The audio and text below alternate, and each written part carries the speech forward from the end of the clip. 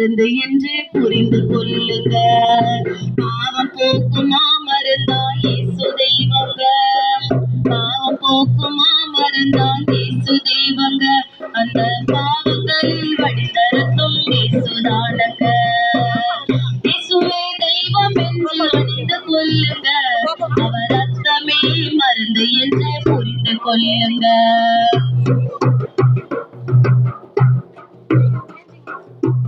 அற்புத வைத்தியராம் இயேசுதானுங்க, நமக்கு அர்ஜென்ட்டுக்கு உதவும் பரம டாக்டர் தானுங்க.